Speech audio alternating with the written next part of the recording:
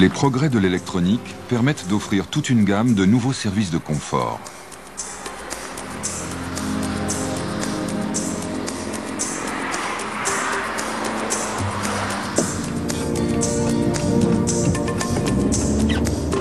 Par ailleurs, une meilleure gestion moteur permet de répondre à des normes de dépollution de plus en plus sévères.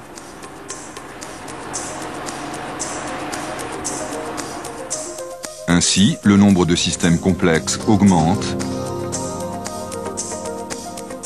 et tous ces systèmes ont besoin de communiquer entre eux. Pour des raisons de coût, de poids, mais aussi de qualité et de fiabilité, il est devenu impératif de maîtriser l'évolution du câblage et de la connectique.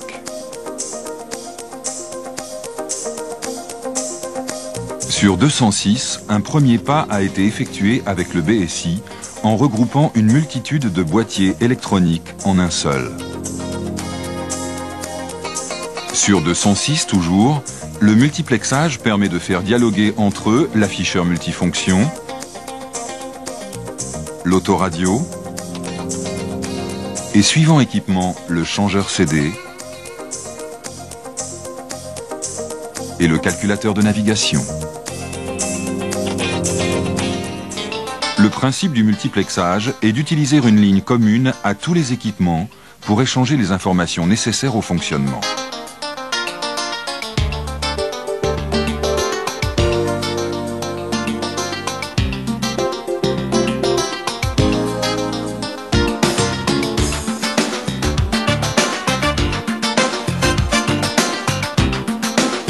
Cette ligne commune, composée de 2 fils de cuivre, s'appelle un bus.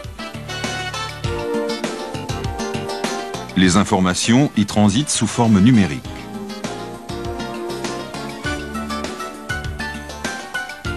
Pour communiquer avec le bus, chaque équipement reçoit une interface de multiplexage composée d'un contrôleur de protocole et d'une interface de ligne.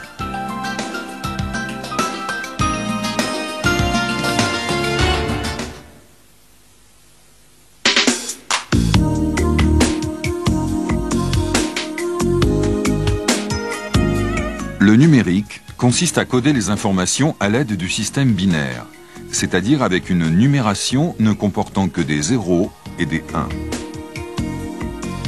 Ce chiffre 0 ou 1 s'appelle alors un bit et peut représenter l'état d'un système, inactif ou actif.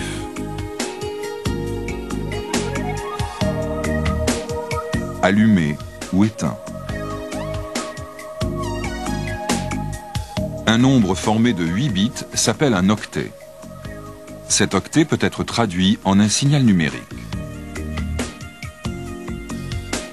L'avantage d'un signal numérique sur un signal analogique est sa grande immunité aux parasites. Un signal analogique parasité reste parasité. Un signal numérique parasité peut être restauré avec une électronique simple tant que la discrimination entre les 0 et les 1 est possible.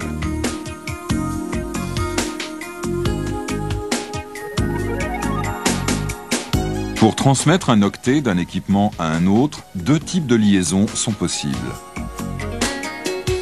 La liaison parallèle qui utilise 8 fils, chaque bit étant envoyé simultanément sur un fil, et la liaison série à un fil, les bits étant envoyés sous forme d'une séquence appelée trame.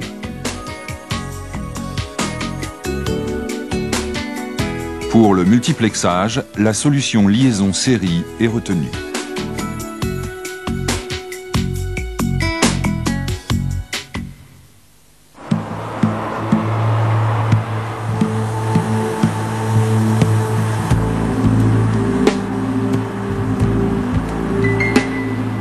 Parmi les différentes normes, Automobile Peugeot a retenu 2 principes de multiplexage. Le système de réseau VAN ou Vehicle Area Network.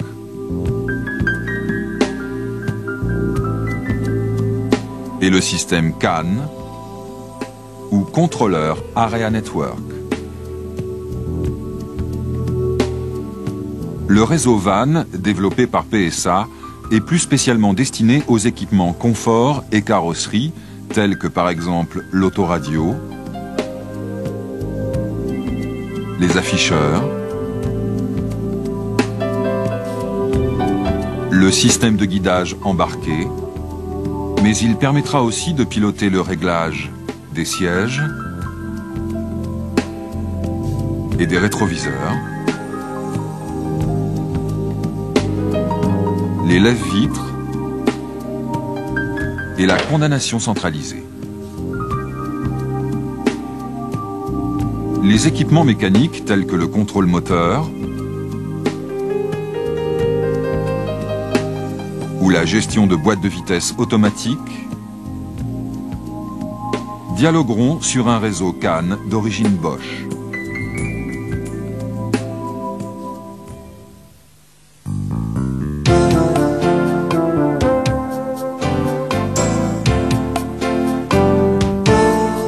Le calculateur d'un équipement reçoit des informations en provenance de capteurs,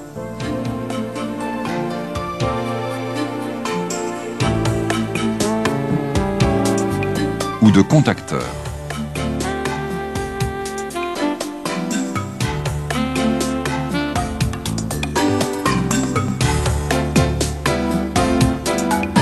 Il effectue le traitement de ces informations.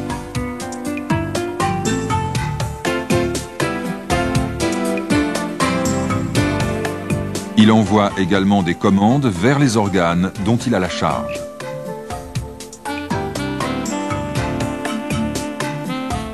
Autant d'informations qui peuvent intéresser d'autres équipements.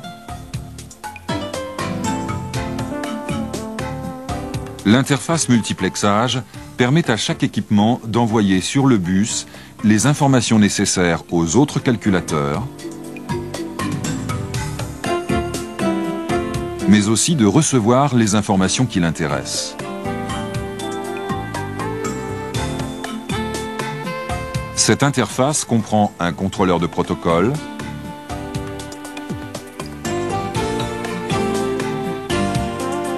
assurant la mise sous forme de trame des informations à l'émission et leur décodage à la réception.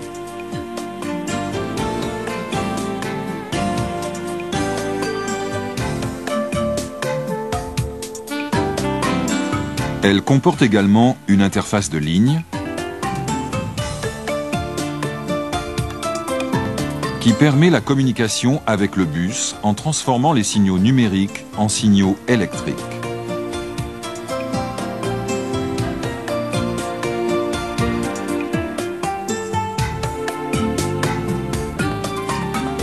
Le bus est composé de deux fils appelés data et data bar. L'un transportant le signal tram, l'autre le signal complémentaire.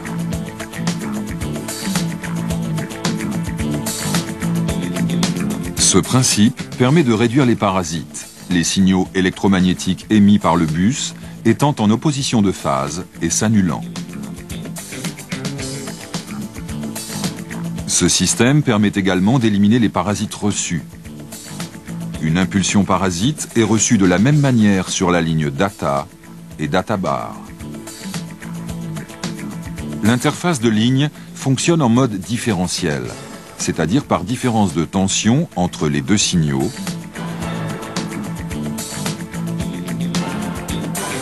et permet ainsi d'éliminer le parasite.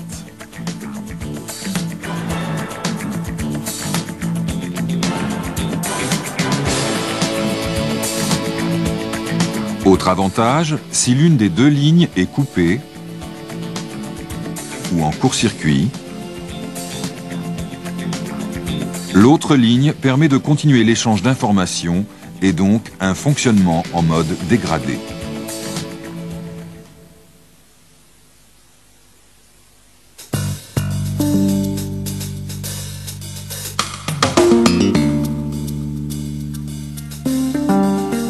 Le nombre d'informations transportées par le bus peut rapidement devenir très important. Certaines informations sont urgentes, par exemple l'allumage au combiné d'un témoin d'alerte.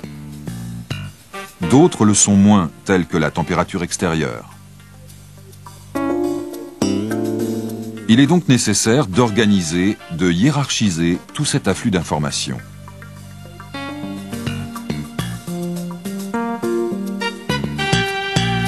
Le réseau peut être organisé avec des équipements dits maîtres et d'autres appelés esclaves, qui ne feront que répondre aux requêtes des maîtres.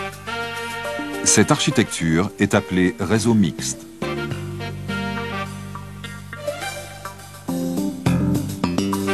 Si, comme sur 206, le réseau ne comporte que des maîtres, il est multimètre. Un réseau comportant un seul maître et plusieurs esclaves est appelé maître-esclave.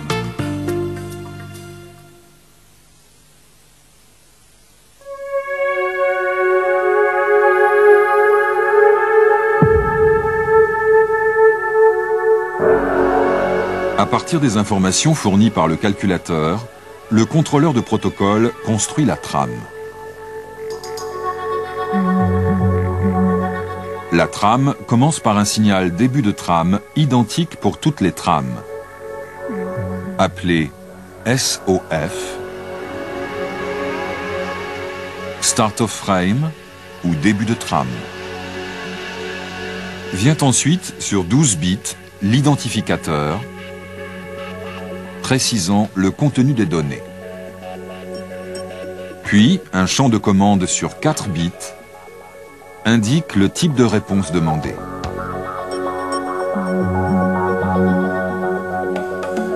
Il est suivi du champ des informations comprenant au maximum 28 octets.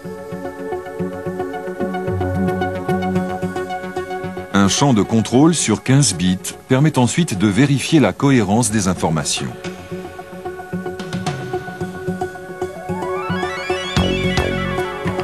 Vient alors un champ accusé de réception sur 2 bits.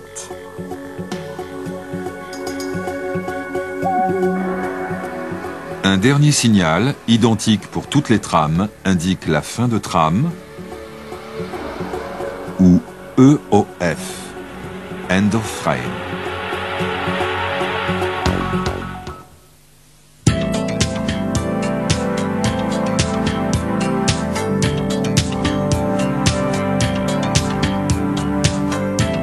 La structure complexe d'une trame WAN permet d'organiser la communication entre équipements et de diminuer la charge du réseau. Sur chaque équipement, le contrôleur de protocole joue un rôle fondamental. Par lecture du champ d'identification de la trame en diffusion sur le bus, il décide si l'information est destinée à son équipement.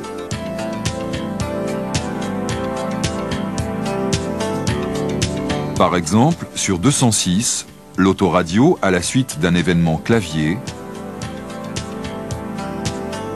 envoie sur le bus une trame à destination de l'afficheur.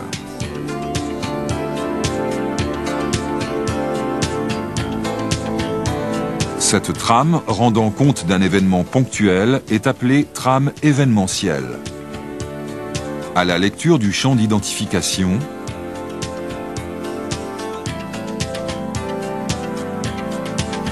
le contrôleur de protocole de l'afficheur sait que le message concerne son équipement.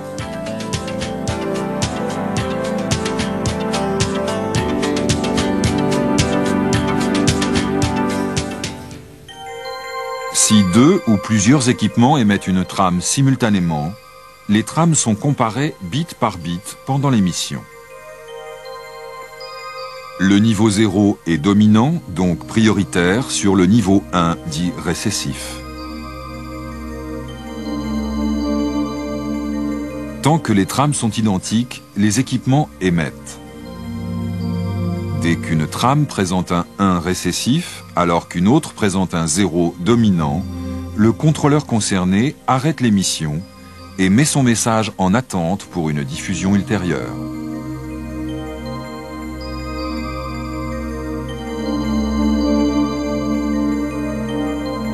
Ainsi s'organisent des priorités dans les messages sans destruction des informations retardées.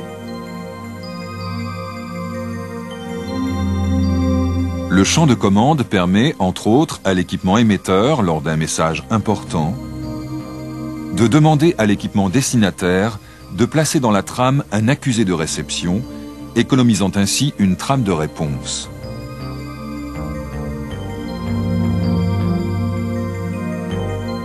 Quand un maître interroge un esclave, ce dernier vient placer dans la même trame l'information demandée, accompagnée de son champ de contrôle.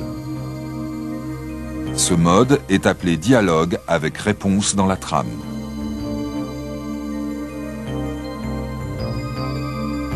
Certaines trames sont dites périodiques et renseignent régulièrement le système sur une grandeur physique en évolution.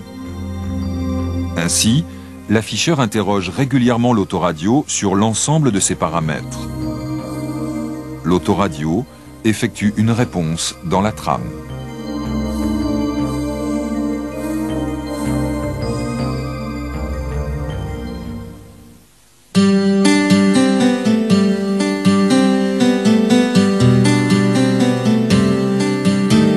Afin de limiter la consommation de courant, le réseau WAN peut se mettre en veille.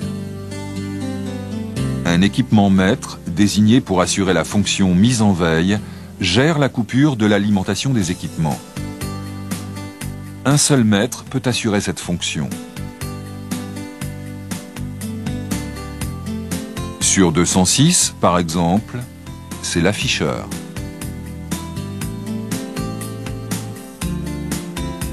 La ligne d'alimentation est appelée plus WAN. En revanche, le réveil du réseau peut être assuré par un maître ou un esclave. Si un équipement détecte le changement d'état d'un capteur dit de réveil, il le signale au maître responsable du réveil en mettant la ligne data bar à la masse. Le maître rétablit l'alimentation des équipements par le plus WAN et le réseau est de nouveau opérationnel. Ainsi, sur 206, quelques secondes après la coupure du contact, l'afficheur coupe le plus WAN.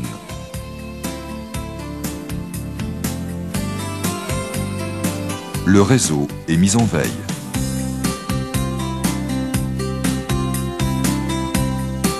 Un appui sur le bouton marche-arrêt de l'autoradio, capteur de réveil, permet à l'afficheur de réveiller le réseau. L'autoradio et l'afficheur s'allument.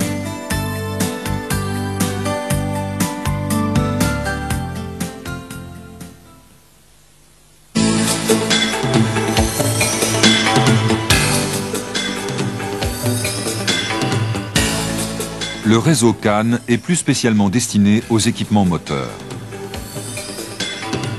Il fonctionne pratiquement sur les mêmes principes que le réseau WAN. Cependant, les signaux sur le bus ne sont plus complémentaires, mais symétriques par rapport à une tension moyenne.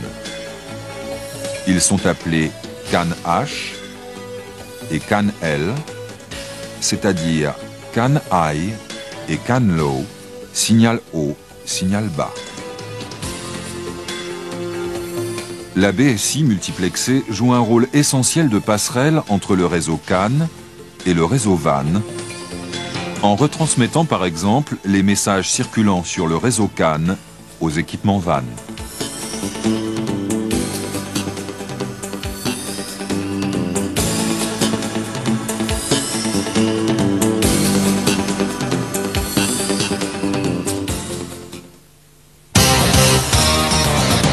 Tout en maîtrisant l'évolution en complexité des faisceaux, le multiplexage permet d'augmenter de façon significative les performances des équipements.